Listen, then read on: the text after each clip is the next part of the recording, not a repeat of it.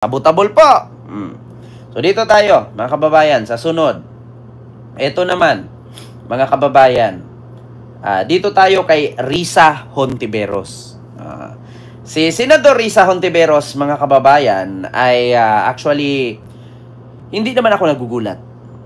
Kaya dumami ang pera ng mga dukil-kil. Diba? Totoo yan, Idol Ken. Cash resource ni Digong yung pugo. Diba? Actually, mga kababayan, hindi po ako nagulat at hindi po bago sa akin itong kumakalat ngayon na post ng MPAC leadership at pinost din ito ni Senador Antonio Trillanes. Sabi ni Elpidio agad, magkano ang binayad sa'yo? Putang ina mo ka, kung kailangan lang ng bayad Elpidio, why not? Kung kailangan lang, kung meron mang tao na magbayad sa akin at para sabihin ko ang katotohanan at ilabas ko ang mga kabulastugan ng mga kalaban sa administrasyon, tatanggapin ko. At least katotohanan. Diba? Kung meron mang magbayad sa akin, tapos ilabas ko yung mga baho nila na katotohanan, ba't hindi ko tanggapin? Diba? Ito, mga kababayan, ito po ay post ng MPAC leadership. MPAC leadership yan. Patungkol po ito kay Senador Risa Hontiveros. Dito po kasi mga kababayan, makita nyo po, may post po si Senador Antonio Trillanes. Sonny Trillanes po yan. Ayan po, nakapost po siya na sabi dito ni Stephen Boats. Ayan. Very presidential. Ayan. Actually, si ano po ito? Senadora Risa Hontiveros, mga kababayan. Si Senadora Risa Hontiveros, nagpost kasi, very presidential, sabi ni Stephen Boats. Ayan, nakalagay dito, she has what it takes to lead the nation. So, ang sabi naman ni Senadora Sonny Trillanes IV, pwede. So, ano ba ibig sabihin? So, very presidential daw. So, ako, mga kababayan, hindi ko pinapangunahan itong ano na to, itong post na ito. Actually, kung tatanungin ninyo ako kung halimbawa si Risa Hontiveros tatakbong presidente, why not? Di ba?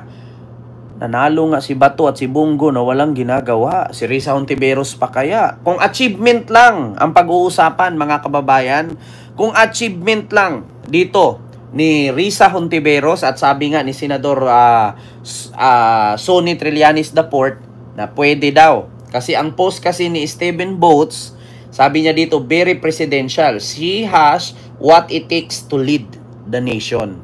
Ayan, nakalagay. And then caption, itong picture ni Senador Risa Hontiveros. So, kung tatanungin lang po tayo, kung achievement lang din naman ang pagbabasihan para tumakbo si Risa Hontiveros bilang presidente, pasok na pasok. Kung sa edad lang, hindi ko sure kung 40 plus na ba si Senador Risa Hontiveros. Actually, 40 plus naman siguro. Kasi mas matanda pa yata ito kay Sara Duterte. Si Sara nga, 47 na eh.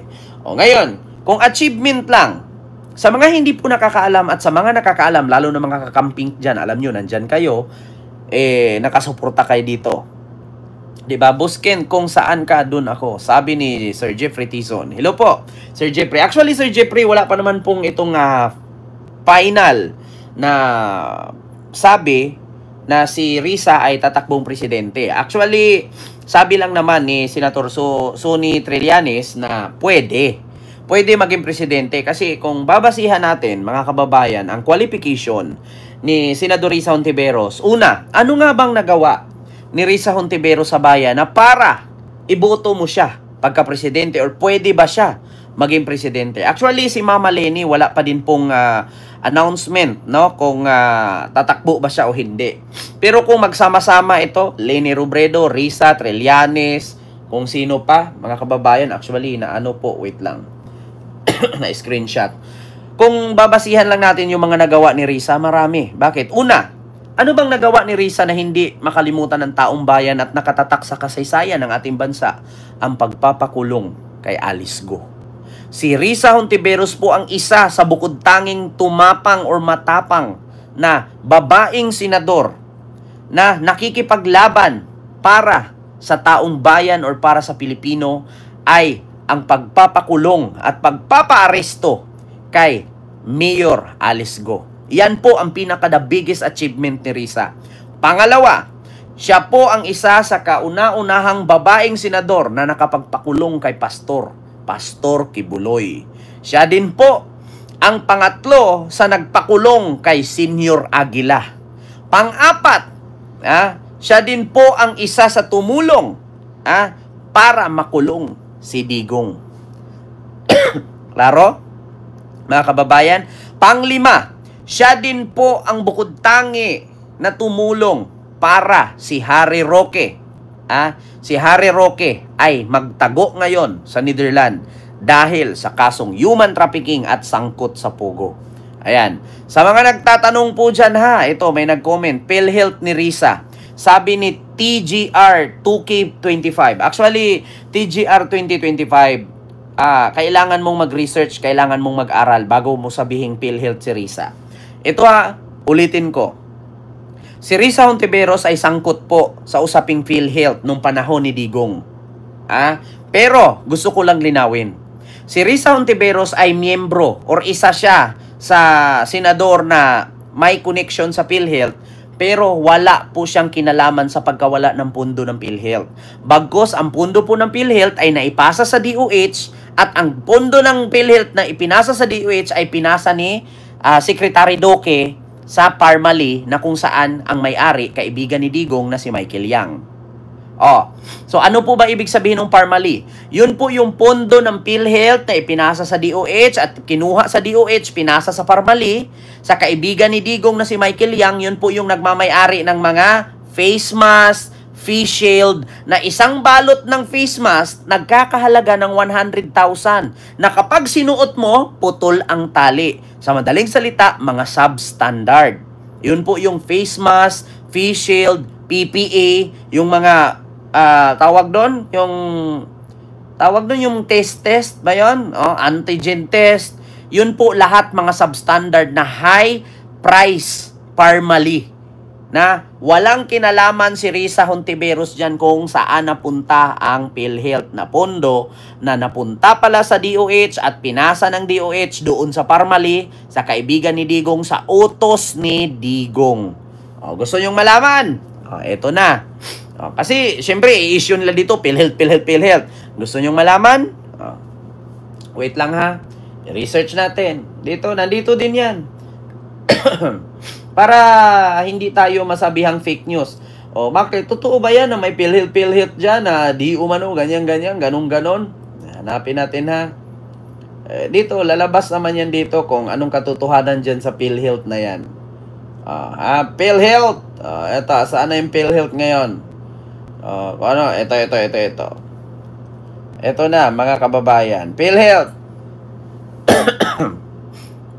Broadcaster si Senator Risa Hontiveros sa isa sa mga isyu ng katiwalian sa PhilHealth. Pero ang paratang na yan, ilang beses na pong napabulaan noon. I-fact check po natin yan.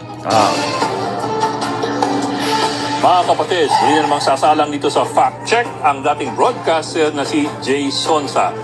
Matatanda na noong nakarang buwan, hindi promeno mga Pilipino sa pagbatikos ng appointment ni dating PNP Chief Camilo Cascolan bilang Undersecretary ng Department of Health. At ito pong si Sonsa sa isang Facebook post, bumuelta para depensahan ang desisyon na yan ng pamahalaan. Ang sabi po ni Sonsa, si Opposition Senator Risa Hontiveros nakaupo naman sa PhilHealth Board noong panahon na may issue ng misused funds sa ahensya. Anya, nag-utos daw ang Commission on Audit or COA na magbalik si Hontiveros ng higit 100 million pesos. Mga kapatid, pawang kasinungalingan po yan. Napatunayan po natin dito sa Facts First PH na hindi po totoong may ganyang utos ang COA sa senador. Totoo naman po naging bahagi ng PhilHealth Board si Hontiveros mula 2014 hanggang 2015. Pero wala pong COA report na nagsasabing kasama si Hontiveros sa mga katiwalian. Kinumpirma rin po yan ng mismong opisyal ng PhilHealth na si Ray Balenya. Ang sabi po ni Balenya, hindi dawit si Hontiveros sa naturang issue. Katunayan, ilang taon na pong binabato ang fake news na ito sa senadora at ilang ulit na po itong pinabulaanan ng iba't ibang journalists at mga fact-checkers. Kagaya po na natumayan ninyo mga kapatid, may ilang public figures ang tila hindi yata titigil sa pagpapakalat ng disinformation. Kaya't magtulong-tulong po tayo sa pagsugpo ng gantong uri ng mga kasinungalingan. Alam nyo na. Alam nyo na mga kababayan. Nakita nyo na. Walang kinalaman si Senador Risa Hontiveros sa pondo ng PhilHealth sa pagkawala, no, ng pondo ng PhilHealth.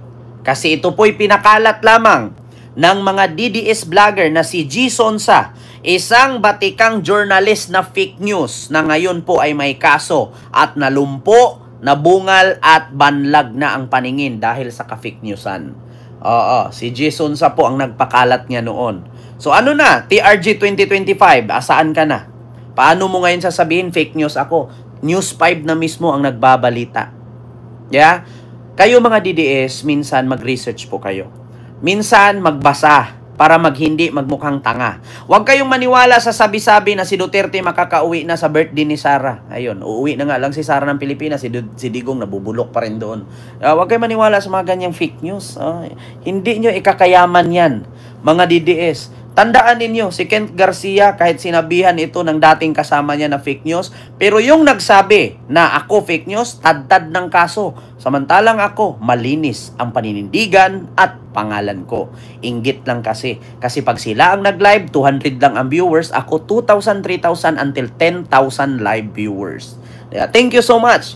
So ito na, mga kababayan. Kita nyo? Hindi po sangkot si Risa Hontiveros. Actually, hindi ko po kinakampihan ang mga liberal senadora. Ako po ay nandito lang para magsabi ng katotohanan. Huwag po kayong magkwento-kwento ng hindi totoo para hindi mapapahiya. Ma'am Jennifer Sarmiento, hello po. So ito po ang post ng MPAC Leadership, mga kababayan. Ito po, Trillanes on Risa's 2028 presidential potential, pwede daw. Oo, sabi ni Sir Jeffrey Tison, hello po.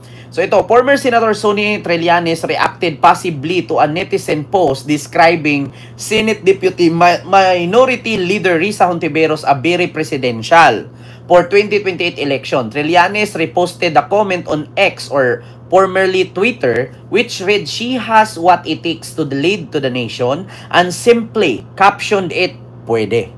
So yun ang sabi ni Senador Antonio Trillanes IV. He has long been vocal on his support for Hontiveros, often citing her leadership in case Senate investigations, particularly on controversial Philippine offshore gaming or POGO, and the dismissed Mayor of Bamban Tarlac, Go Huaping, also known as Alice Go, in a recent kapihan sa Senado forum. Hontiveros acknowledged the possibility of a presidential run in 2028, saying, "I'm not saying no, I'm open to all possibilities." She added that the members of the opposition and independent bloc should likewise remain open to all possibilities and to one another for the sake of unity and the public interest.